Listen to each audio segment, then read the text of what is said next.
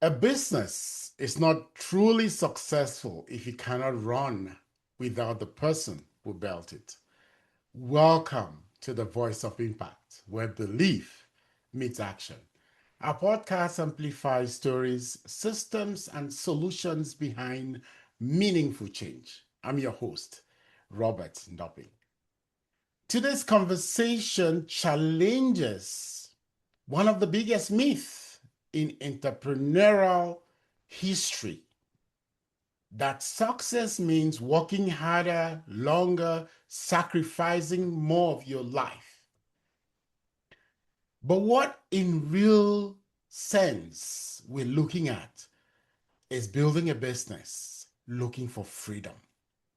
What if growth wasn't about adding more work, but about designing systems that allow a business to thrive?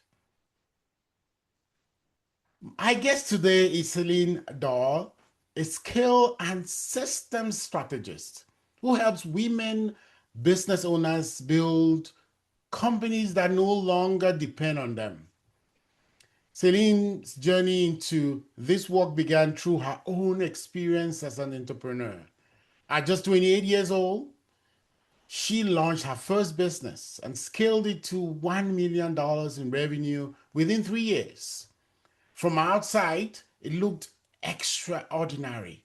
But within the scenes, Sailynn was working 80 plus hours a week, carrying the weight of every decision, and realizing that the business she built depended entirely on her.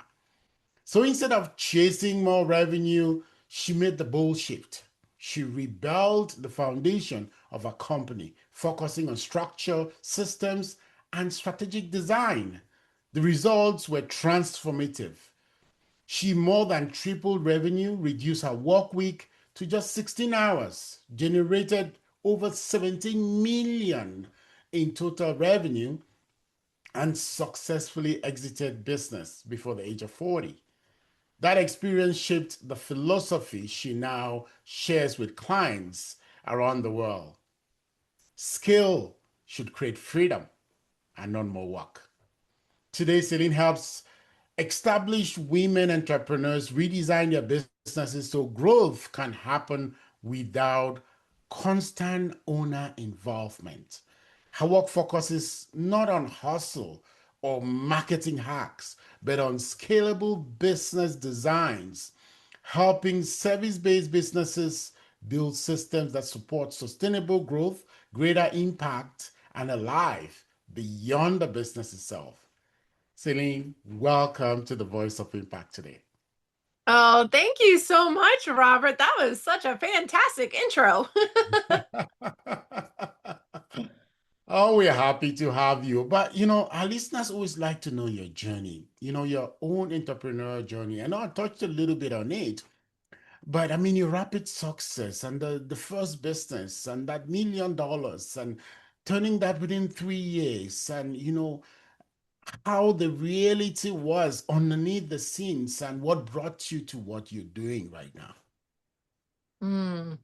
Yeah, on the outside, so I purchased a senior home care franchise back in 2007 because I was 28. I had no idea what I was doing. And so that business in a box model attracted me that they had a proven system.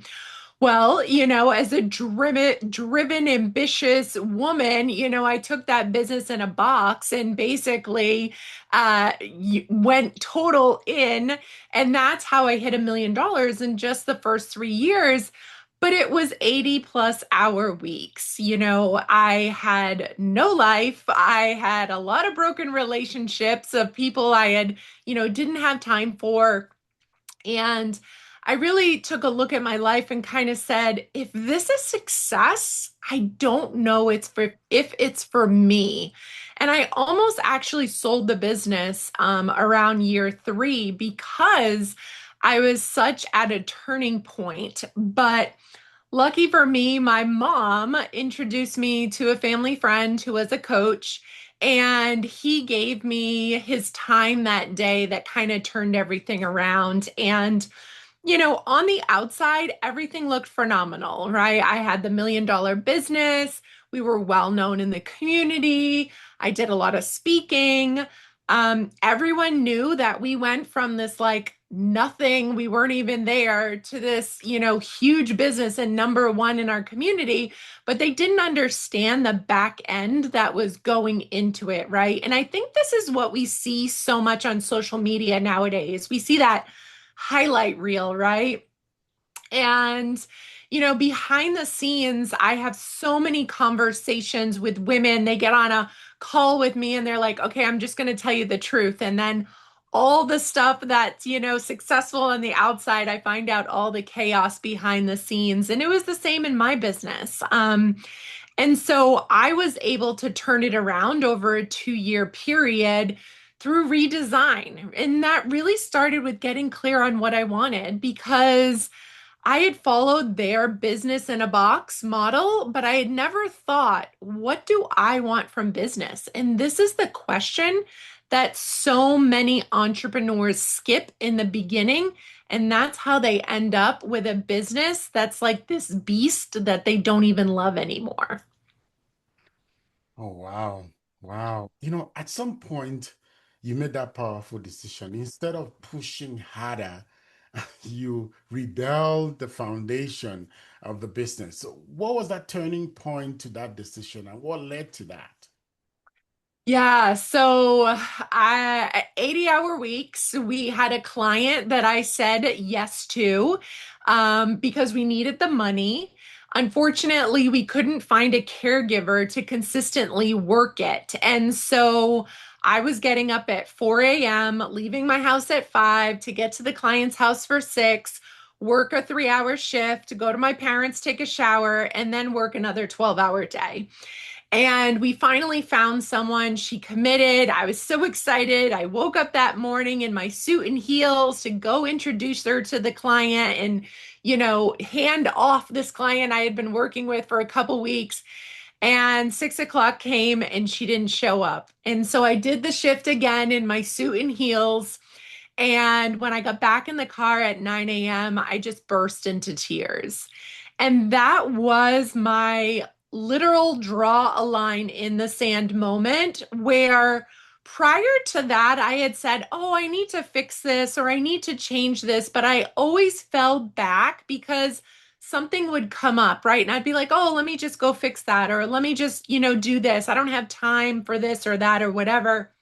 So a lot of band-aids and duct tape, but that was the moment that I literally said, no matter what, something has to change. And the funny thing, Robert, is when I made that declaration in that car on that weekday morning at 9 a.m., sobbing my eyes out, it was almost magically overnight that something shifted, right? Something in me shifted that it was like, I'm not going to do what I've been doing for 3 years, and I'm going to figure it out for long time success and not just short term band aid duct tape. So that was a really pivotal moment in my business for me.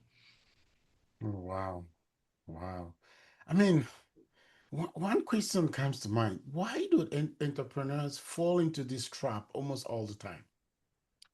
That's a really great question. And what I found over those 2 years, there was certain things that I did to redesign my business, right? And women asked me for 10 years, how'd you do it? And I broke it down into a 4 pillar system that all businesses use if you want to structurally scale for the long term.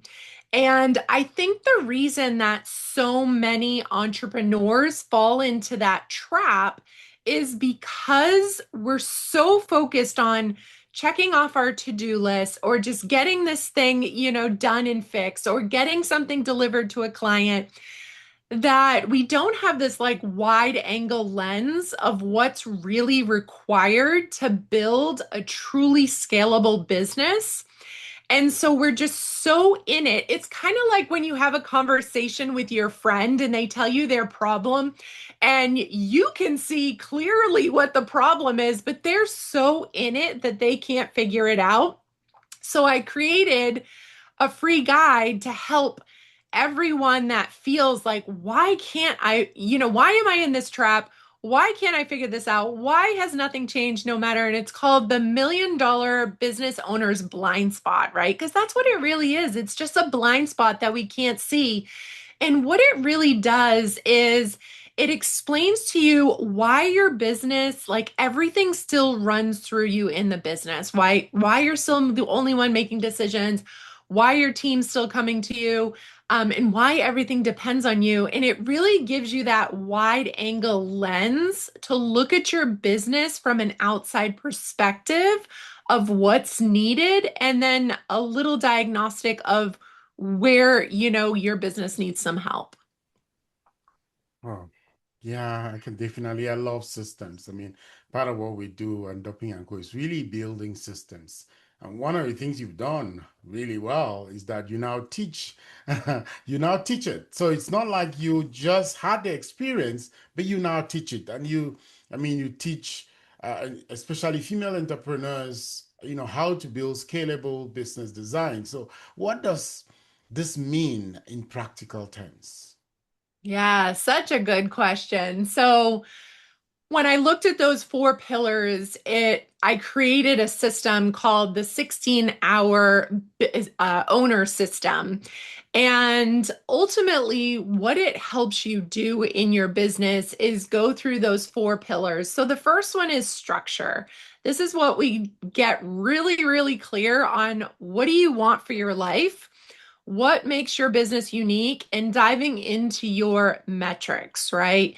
Everything is driven by metrics. I have a framework within my 16-hour system that's called Metrics Make You Money. And it really gets that clarity for you to say, oh my gosh, like this is what's going on behind the scenes. So we get that clarity in pillar one. Then we go into systems, your love language, and it's everything on how to run a business. And every business is different. But if you don't have systems, then you and I both know that the business is, you're never truly going to be free from the business. And what I see is that so many owners, all of their systems are in their head, right? So when you think about a computer's operating system, whether you have a Mac or a PC, everything that runs that computer is in your cute little laptop. But it's the same thing with your business. Everything that runs your business is in your head. And so we take that operating system out of your head and we put it onto paper or video so it's documented so anyone can duplicate the systems no matter who they are and what level of skill they have.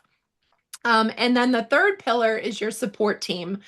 This is where I think the biggest challenges come from, just in where we are in the world today, is so many entrepreneurs really struggle to hire the right people. But my four pillar system is built like a ladder, right? We need the clarity in the first pillar structure. Then we need the systems for your support team to actually execute in order for them to really succeed in the business and really have job ownership, where things are happening behind the scenes, client issues, everything that you're not aware of.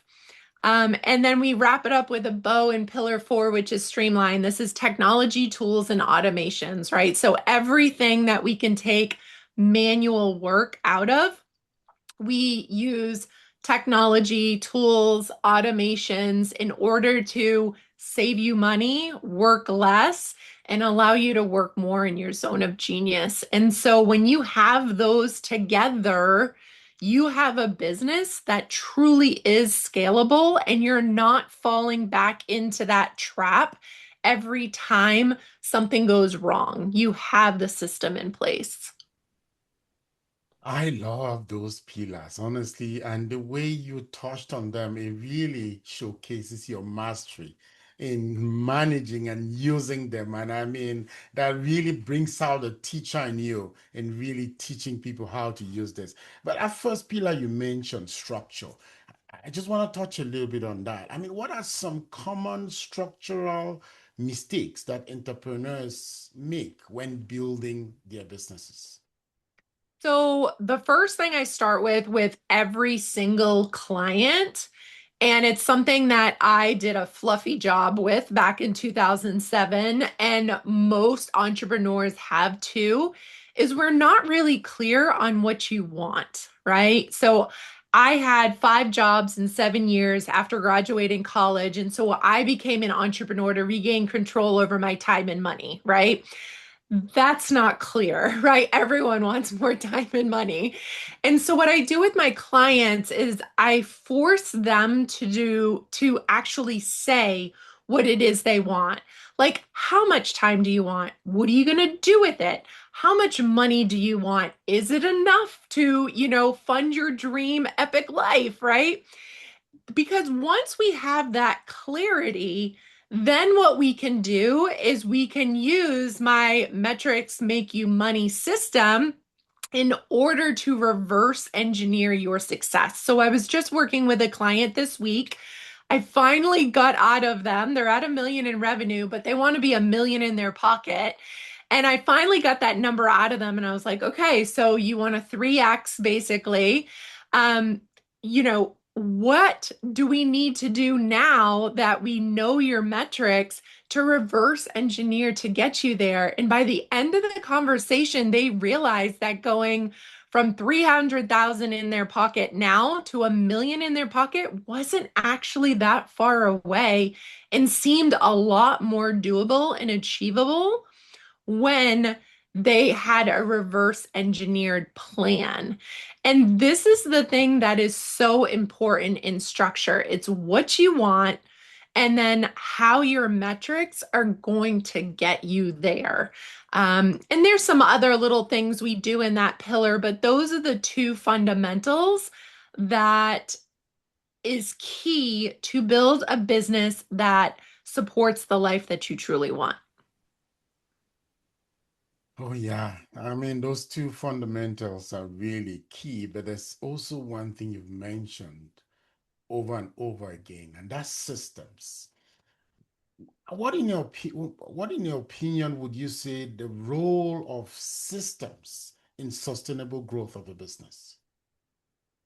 Ultimately, they set you free, right? Because I couldn't run a multi-million dollar business remotely from another state with 17 people in my office and 150 caregivers in the field if I didn't have really clear systems.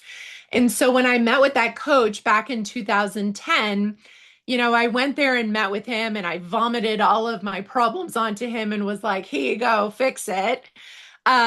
He told me I had 3 big issues, and ultimately the theme was is my business lacks systems. He called me a teller. He said, one of your staff have a question and you tell them what to do. That's why my open door policy more looked more like a revolving door in Macy's on Black Friday. It just went around and around and around all day long until we closed the office at 5 o'clock and I could kick off my suit jacket and heels and finally do the work that I needed to do myself that day. And so when a team member came to me back then and asked me that a question after I had met with that coach, I said to myself, why isn't she following the system that I have? And so that night, kicked off the suit and heels, jumped into the system, and I realized that it was outdated. It had been done like pretty crappy. And so I spent 60 minutes updating that system that night. I went through step by step. I updated everything so it was relevant and it was appropriate for who was going to be using it. And the next morning, I walked into the office and I was like, hey, I'd like to talk to you for a little bit. She came into my office for 30 minutes. I told her 3 things, and this is so key when you're building systems. And after I told her those, she asked me one question, just one question about the work I had done the night prior. She took that system and went on her way. A couple weeks later, I was thinking to myself, I'm like, wow, she hasn't asked me that question. So I strolled into her office and I was like, hey, how's everything going with that system? And she was like, fabulous. And she went back to work. And I was like, mind blown, mouth open, went back to my office because what I realized that day was 60 minutes setting it up, refining it, integrating it, and then 30 minutes with her going through a three-step process. Took that question that she had asked me probably 10 times prior off my desk forever. Right. And that's why systems truly set you free because when you take the time to dig in and do it right, and there is a process to get it right, like you can't just document a system and be like, here you go. There is a process, then you are able to truly never touch that again. Right. And that's part of my one and done delegation formula. I mean, I love the analogy of a rolling door at Macy's on Black Friday. And Yeah. nobody wants to be that. Nobody wants to. No. That I was me guess for 3 years, Robert. Okay. exactly. I mean, it brings me to my next question to you. You ultimately reduced work weeks to just 16 hours and exited before the age of 40. I mean, what did that experience teach you and about freedom, about leadership? Ultimately, we waste a lot of time. But no, I mean, truly about freedom, when I got clear on what I wanted, and then I redesigned the business to support it instead of the business supporting, me supporting the business and the business supporting me. It was like things just started aligning. I started looking at things from really that wide angle lens that I mentioned prior. Whereas instead of someone coming to me with a question and me just flippantly giving them the answer, I would strategically lead them and say, okay, well, inside, the computer in this folder, there's a system that's going to give you the answer. So, go back to your desk, look it up, read it over, and if you have questions, let me know, right? And so it really takes a mindset shift to get out. And so what I see with so many clients is they build the SOPs and the systems, right? And they're like, check, but they never do phase two of my 12-month program, which is basically the transition and tweaking and testing, which is taking that time to say when someone asks you a question, have you looked at the system? Right? Did you read it? Did you try doing it? Right? And then if we are missing a piece, to go back and tweak it as needed so it never comes back to you again. Because once you do that, that's when you can step into that strategic leadership position, work in your zone of genius, work on the vision of where the company is going, build the next level, whether that's, revenue growth, whether that's prepping it for maybe a handoff to a family member or a team member, maybe it's prepping it to sale, whatever it is, right? But you have to move from that operational leader to that strategic leader in order to get to that next level in business if you truly want freedom, because otherwise you will just continue to be in the same situation that you will in and get frustrated and potentially burn out.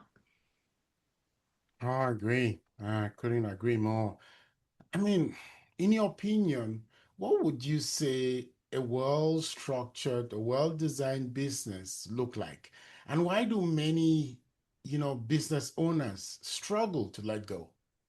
Ooh, I love that. So, I was on a call with a woman last week, and she said, I struggle to let go because I'm a control freak.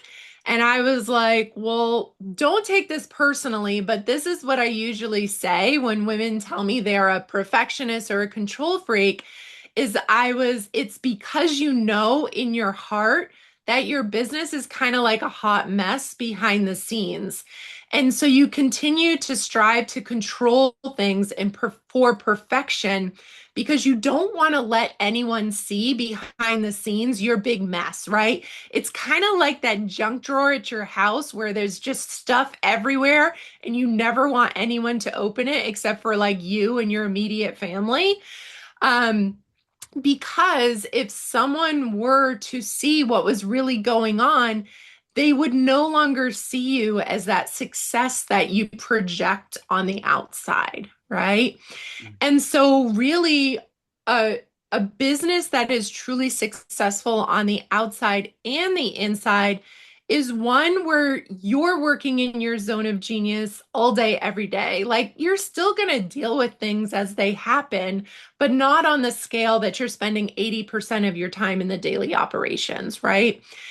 It's having a team that is working in their zone of genius, but also owning their job. They're not just completing tasks, they're owning it.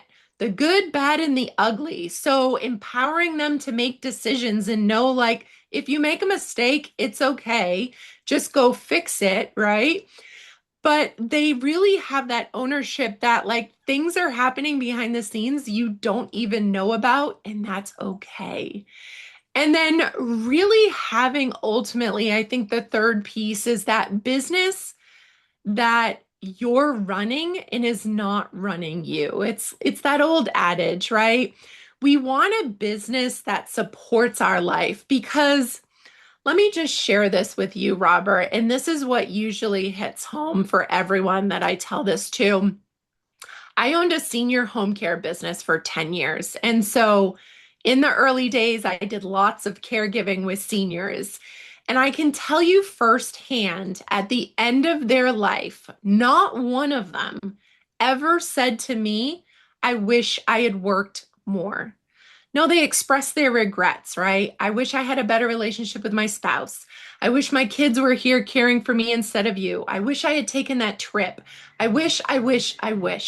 And they had all of these regrets because I was a private pay business, so they were paying me a lot of money.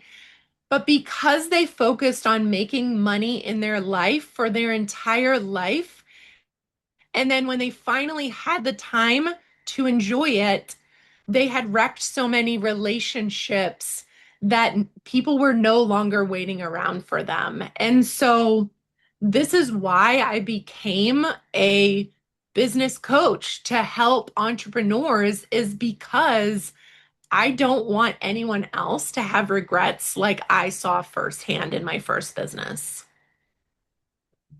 Ah, that's powerful. That's powerful. I mean, you worked with seniors, and I mean, that's a testament for a life that you felt you would have lived in a better way, especially using your time wisely. I mean, chasing money is good, but how you chase it and how much it takes away your freedom, relationships, and all of those other things that really make your life worth living, it's where the problem is. And I love the way you really position that.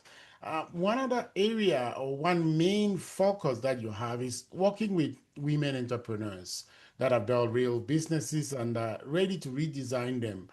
Uh, why do you think this conversation is particularly important for women leaders?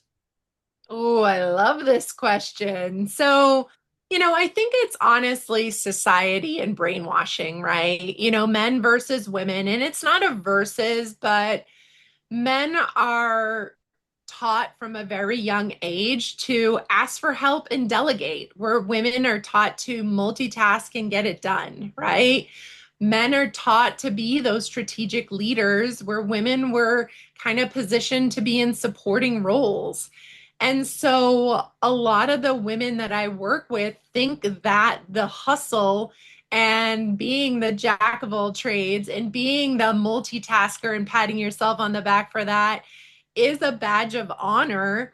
And it's really not in business if you truly want to scale. And so I work with men and women clients, majority women, but I think my passion with women is because, lucky for me, my mother and my boyfriend showed me examples of how to think like men do in business, but act like a woman. And so I was able to strategically think, delegate, and not worry about it, ask for help and do all of those things. But I realized that a lot of women weren't taught that that's okay.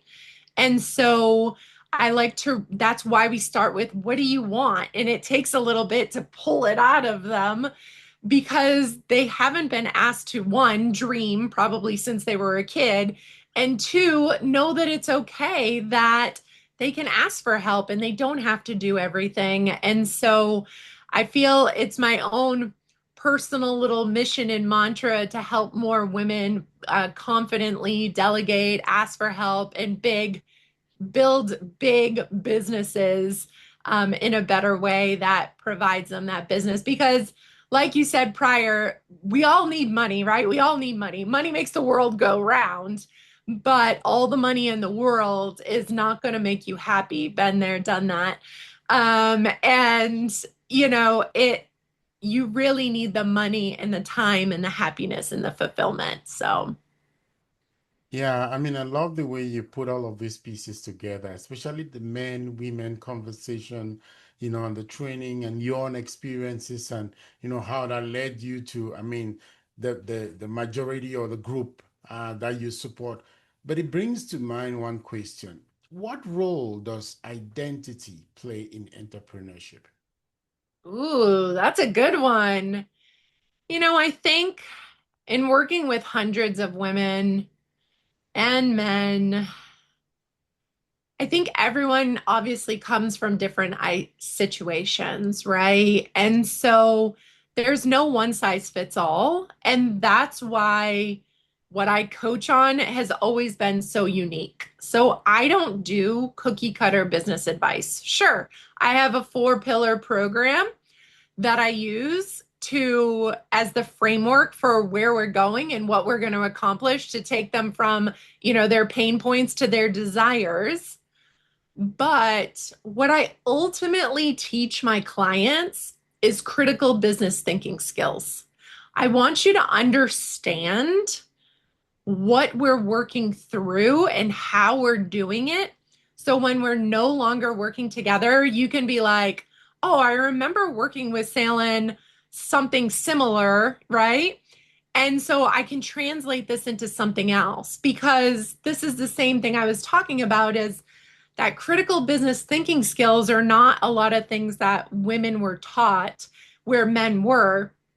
And so we're really digging into helping women think differently and depending upon what identity they kind of own is how we need to customize that and make them feel comfortable with getting to those decisions, right?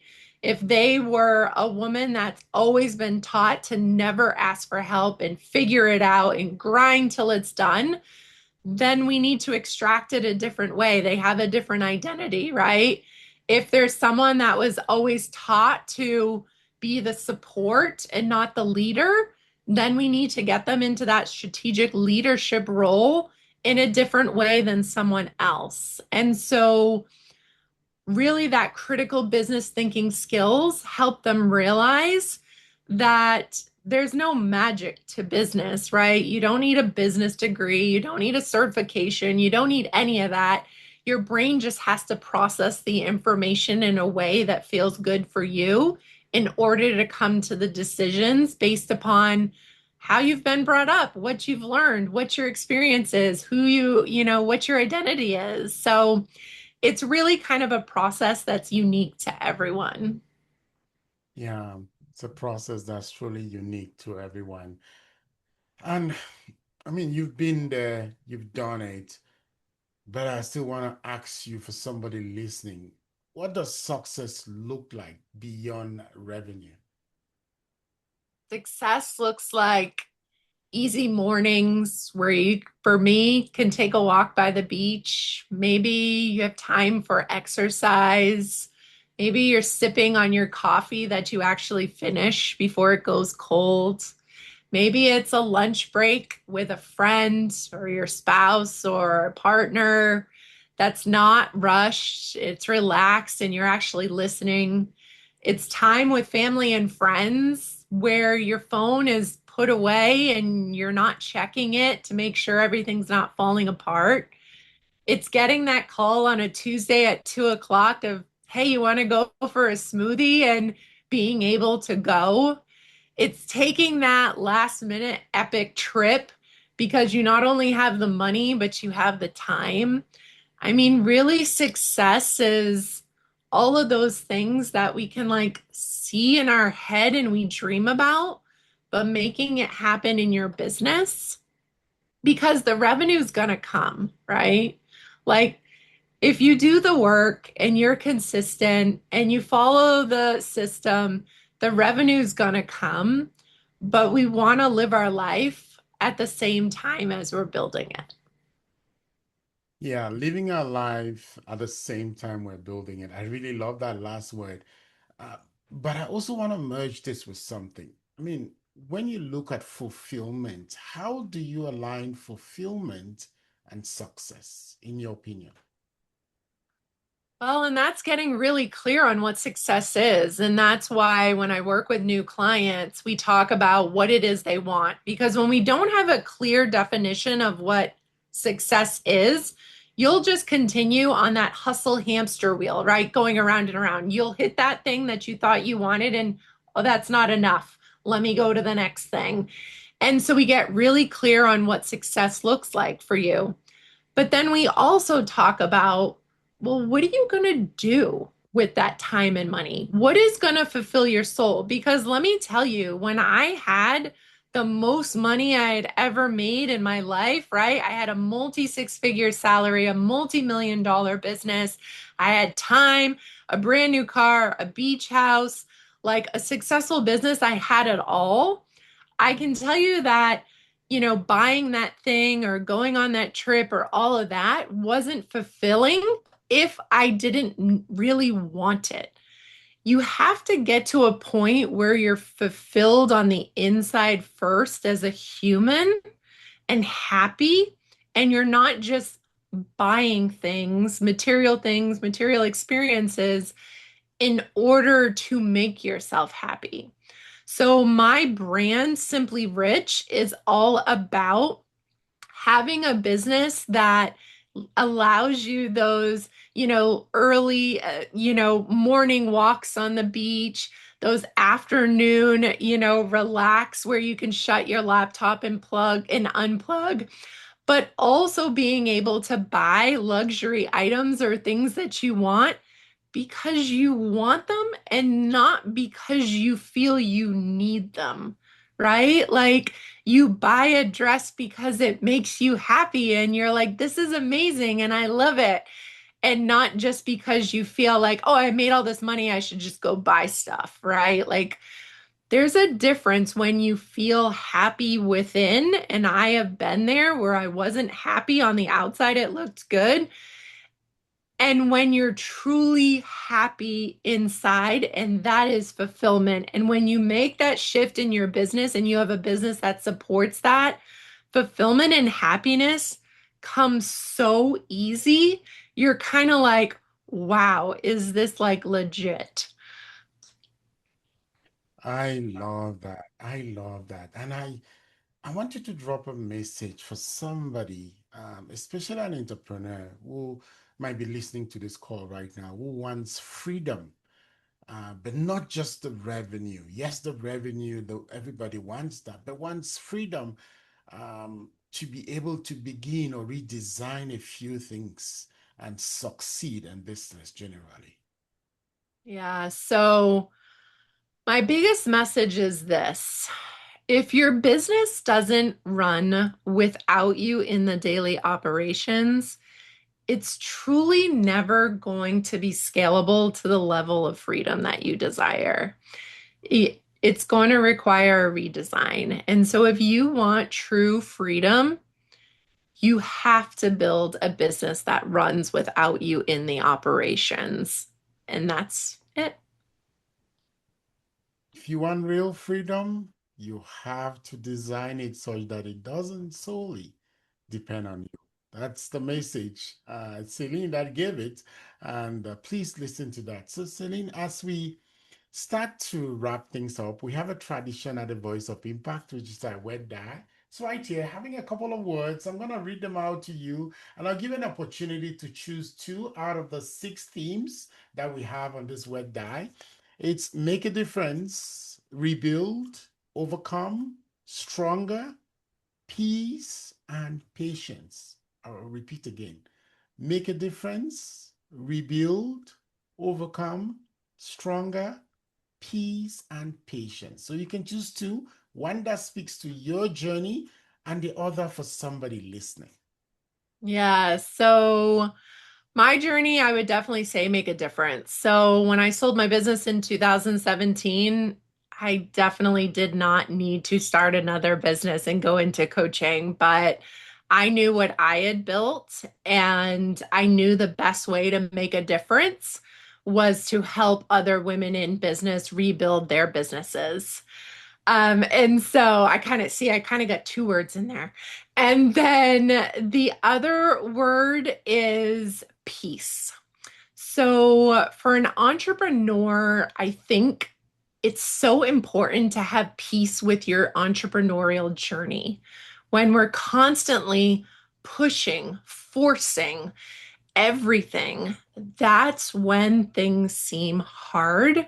But when you can come to terms and have peace with your journey and know with certainty that it's going to happen, that's when the weight on your shoulders gets a little lighter, right? Your smile comes back, you have a little bit more fun in business. And so that was a realization that I really had to have in business. And I wish that for everyone that listens. Two very amazing themes there, wonderful lessons. Sailynn, so I want to give you a minute to tell listeners about your current coaching business and how they could connect with you. Yeah, so thank you for that. The best way to connect with me is I'm on all social media. So at Sailynn Doyle on all social media. But if this conversation truly resonated with you and you were like, okay, I need to know what those four core pillars are so I can do a quick assessment to see where my business is really relying on me, that I would encourage you to download the free guide. It's called the 1 Million Business Owners Blind Spot, and it's going to help you figure out why your business still runs through you even with a team in place. You can go to my website at passionpurposeposture.com/dependency. And it's going to give you a free PDF that literally 3 to 5 minutes, you can read it over, identify the four pillars, identify where your business needs some help, and then know where to get started. So that's the best place for anyone listening that really resonated with this conversation. Celine, thank you for reminding us that entrepreneurship should not expand our lives, not consume us, but we should be able to get back the freedom to live not just a successful life, but a fulfilling life. And today's conversation challenges us to think differently about success because building businesses is not just about growth. It's also about designing our lives in the process. And you've lived that, you've seen that, and now you're teaching people on how they could also follow that example, especially if it resonates with them. Uh, just to the person listening right now, your business should not, be consuming you. It should support your life. It should not replace, it should be, your business should be replaceable, which means if you are not there, it should function. I mean, nobody's indispensable. And if you want to get back the freedom, I mean, there are some guides. Sailynn also gave us, her contacts and some free resources. And thank you for providing that to the listeners. You could go download a PDF and be able to check some of that. And if some of these conversations resonates with you and you want to go further, Sailynn gave her contact, reach out to her, talk to her, contact her, and she'll be more than happy to be able to support you.